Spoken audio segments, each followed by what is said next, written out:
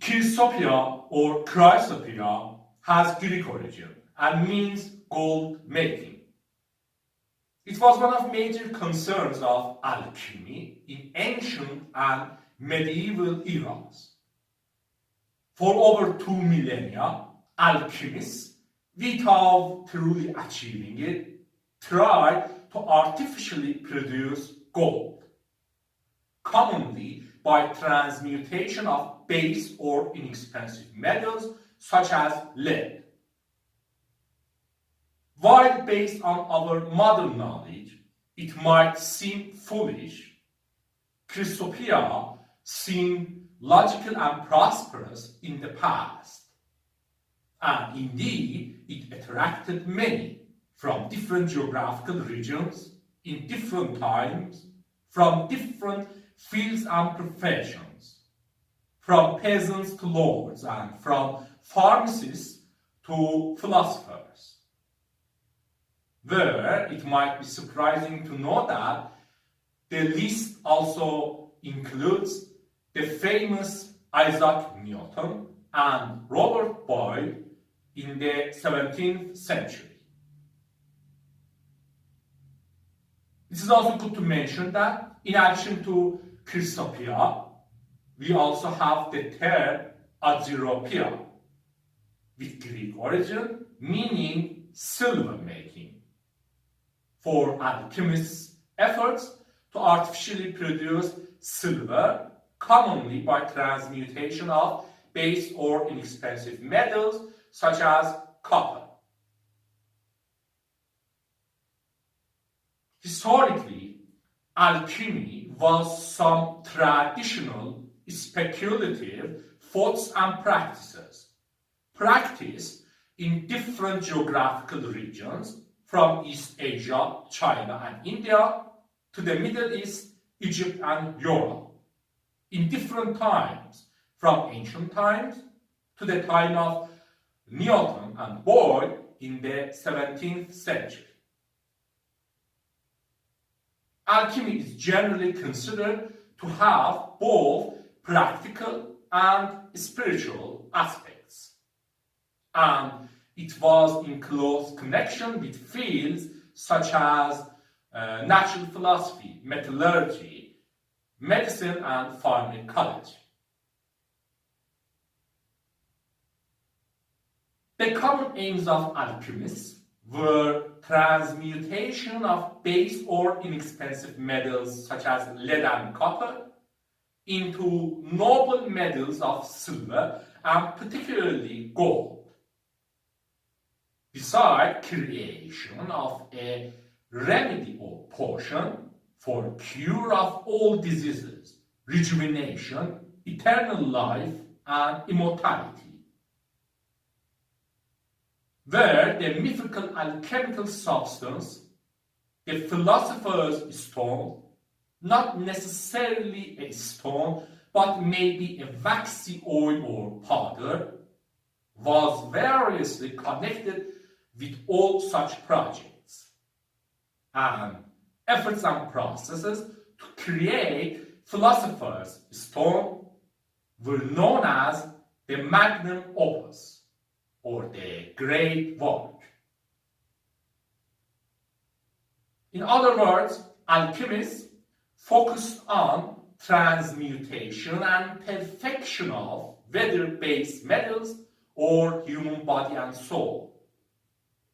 And alchemists practically searched for substances and processes which could bring such results, where alchemists could have differences in their main goals, some concerning Chrysopoeia, some concerning eternal life and immortality, and some concerning cures for diseases.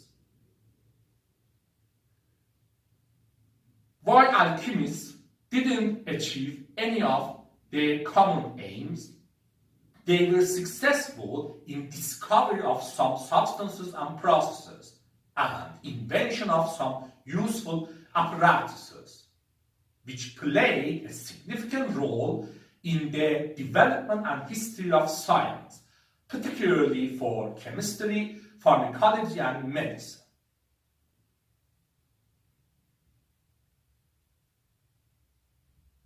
Gold was one of major concerns of alchemy, and this had roots in unique properties of gold, which had made gold the most precious metal in the past.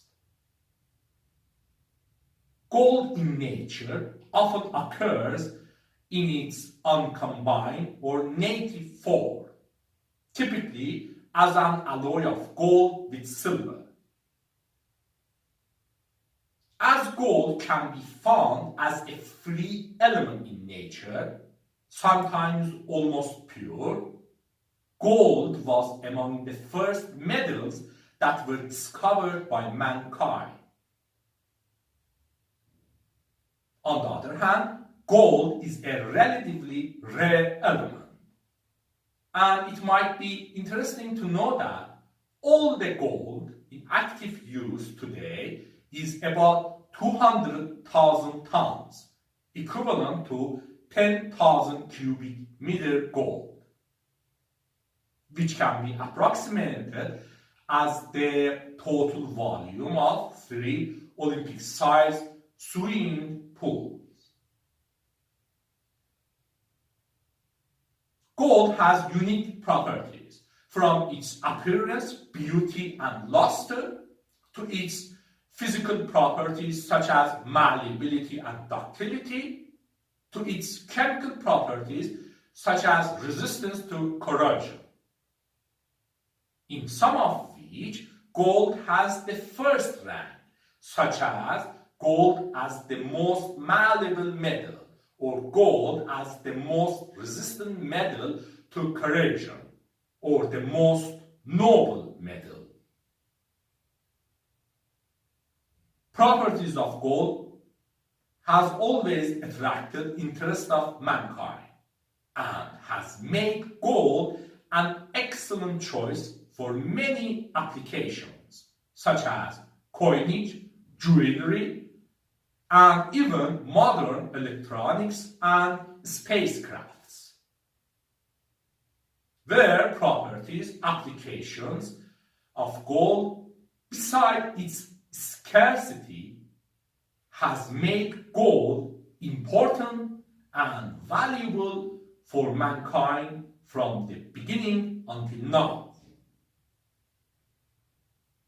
As an example of importance and value of gold in the past, we can consider the fact that in the past, people were aware of 7 metals: gold, silver, mercury, iron, copper, tin, and lead. And also, they were aware of the 7 celestial objects of the Sun, Earth's moon, Mercury, Venus, Mars, Jupiter, and Saturn. And when they connected these two 7-member groups with each other, their associated gold, their most precious metal, with the Sun, their most venerated object of sky.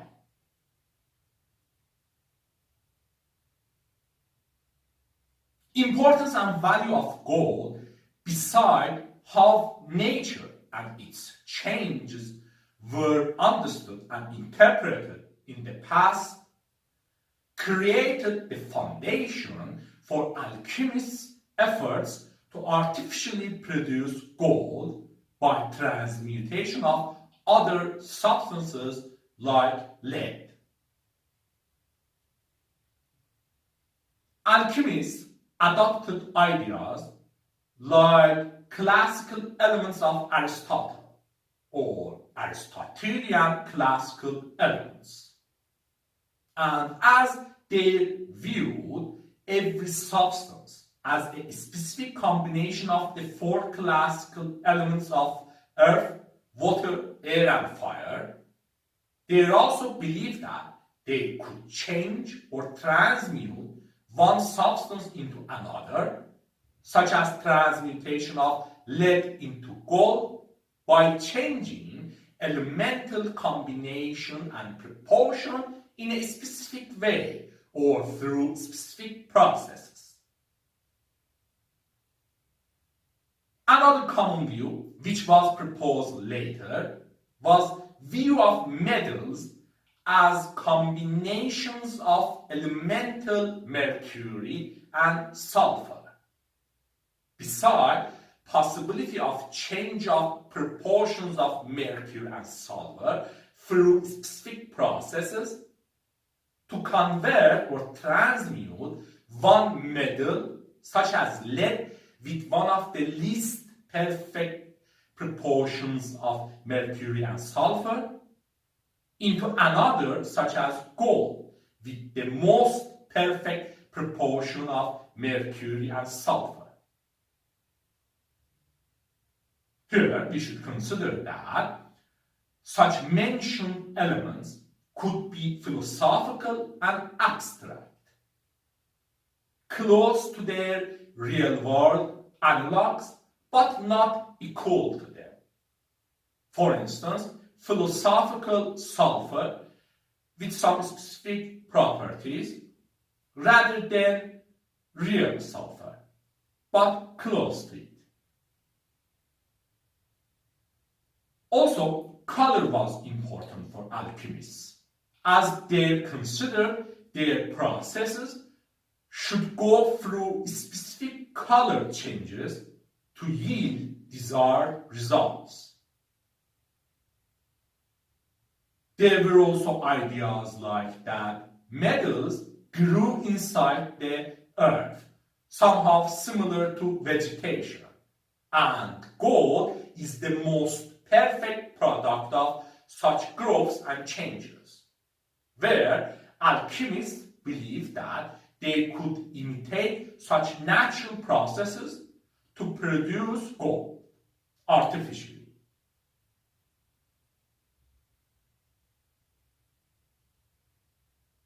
In the past, there were alchemists who claimed that they had reached their alchemical goals, such as Chrysopoeia.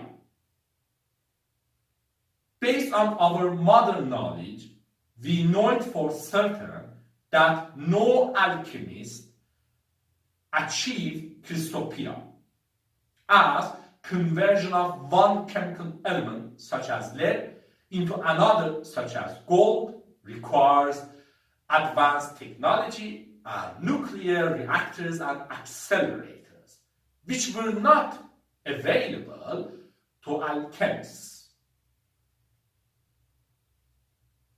Yet, it could be possible that some alchemists were able to obtain true gold or gold-like substances from initial materials not seeming to have gold. As we know that while alchemists' understanding of nature and its changes were speculative and in fact usually incorrect, on the other hand, they had a hand in experimentation and had some potent substances, processes, and apparatuses to help them achieve some results. In this regard, one possibility could be that instead of claiming Chrysopoeia, some alchemists might just have separated true gold from some ores or rocks, not seeming to have gold by naked or unaided eye, as it is possible for gold to occur in some rare minerals or alloys, or to occur in its native form as macroscopic particles embedded in rocks. Another possibility could be that some alchemists might have obtained gold-like substances or substances that resemble gold, as yellow or gold colored substances are not scarce. Anyway, it is hard to examine all such claims and possibilities due to different reasons, such as that alchemists often used surface and cryptic symbolism to guard their valuable work in secrecy.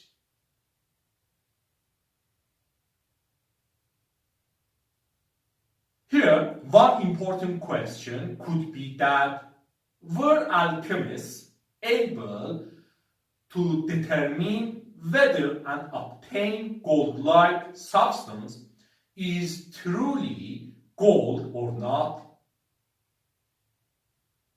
The answer seems to be yes, as various tests for gold seem to have been available for alchemists.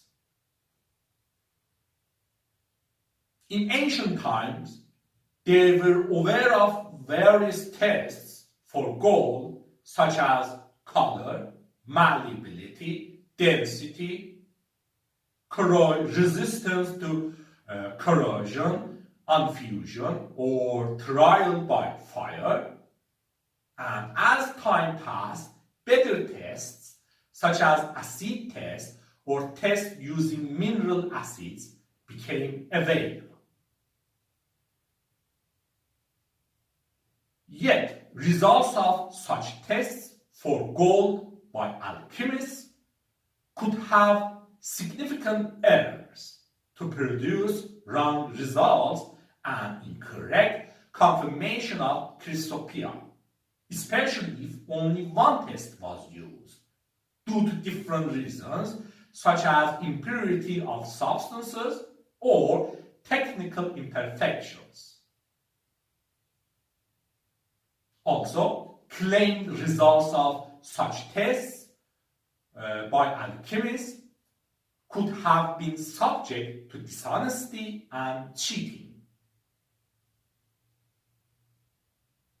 In summary, no Chrysopoeia could have had been achieved by alchemists, but different factors, such as limited knowledge, false philosophy, greedy desires, fraudulent dexterity, public credulity, and rural rapacity had played their roles in continual belief in and efforts for Chrysopoeia for over 2 millennia without truly achieving it.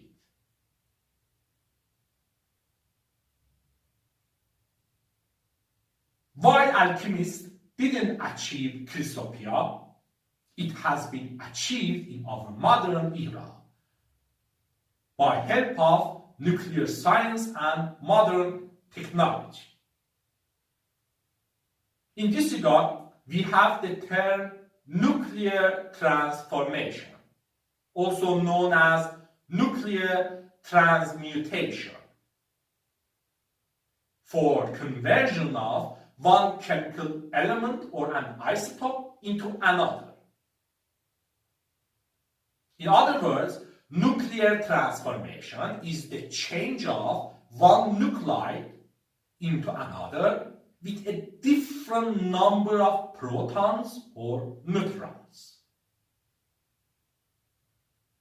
In this way, Chrysopoeia can be considered as nuclear transformation of other chemical elements into gold, where gold has only one stable isotope, gold 197, with 79 protons and 180 neutrons.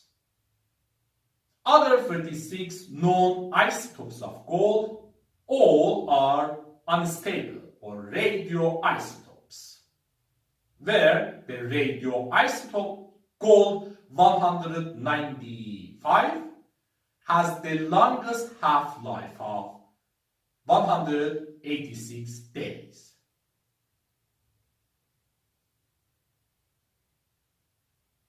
Chrysopoeia has been achieved by scientists in the 20th century, as nuclear science and modern technology has made nuclear transformation of other chemical elements into gold possible. Notably, in 1980, the American chemist Glenn Theodore Seaborg at Lawrence Berkeley Laboratory transmuted several thousand atoms of bismuth-209 into gold by fragmentation of heavier than gold bismuth-209 nuclei in relativistic nuclear collisions. While nuclear science and modern technology has made Chrysopoeia possible, it is not economical to produce gold in this way due to high costs of required energy and advanced equipment, far exceeding market price of gold. And here we can see that what Chrysopoeia is, who alchemists were, why gold has always been important and valuable for mankind, why alchemists thought Chrysopoeia to be possible, what possibilities could be considered for alchemists' false claims of Chrysopoeia, and how Chrysopoeia has finally been achieved in recent decades. This is interesting, isn't it?